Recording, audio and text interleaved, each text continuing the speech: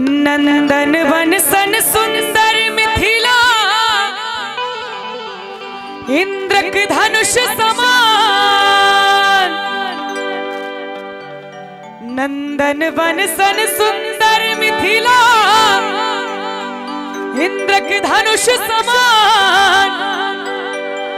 कालिदास मंडन के घर, कालिदास मंडन के घर, बुद्ध बनल भगवान। कहू भैया राम ही राम, राम राम हो भाई। माता जी विराजे मिथिले देश में। दोनों हाथ उठाकर हमरा संगे संगे सब गोटे।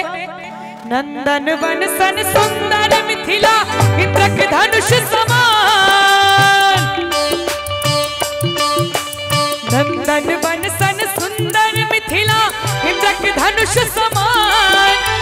कालिदास मंडन के घर, कालिदास मंडन के घर, बुद्ध बनल भगवान। कहू भैया राम ही राम, राम राम हो भाई।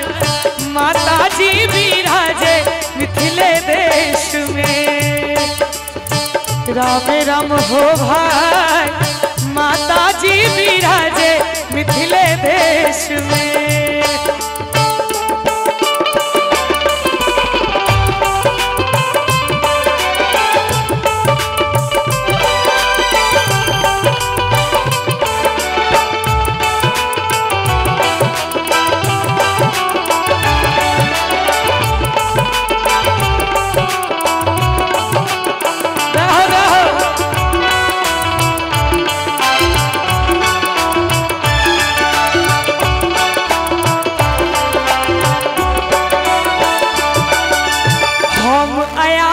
हमने मांगी मंगनी के वरदान। हम अयाची हमने मांगी मंगनी के वरदान। जनकक आंगन लक्ष्मी निपली, जनकक आंगन लक्ष्मी निपली, तिनके हम संतान। कहू भैया राम ही राम, राम राम हो भाई।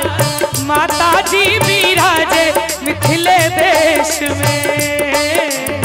राम राम हो भाई, माता जी विराजे मिथिले देश में।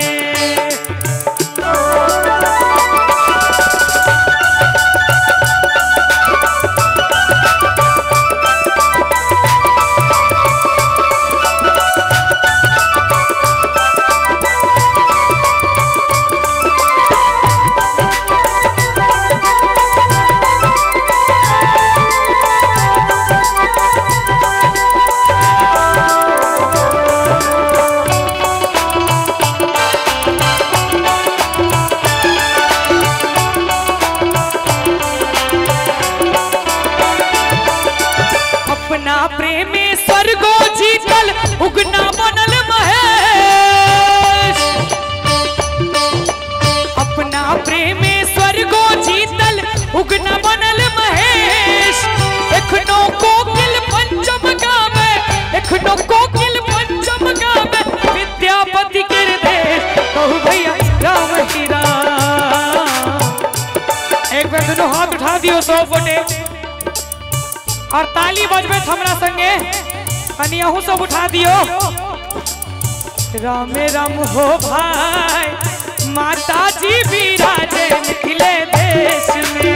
ओ राम राम हो भाई, माता जी विराजे मिथिले देश में। नंदन वन सन सुंदर मिथिला, इंद्रक धनुष समान। नंदन वन सन सुंदर मिथिला, इंद्रक धनुष समान। कालिदास मंडन के घर, कालिदास मंडन के घर, बुद्ध बनल भगवान। कहू भैया राम ही राम,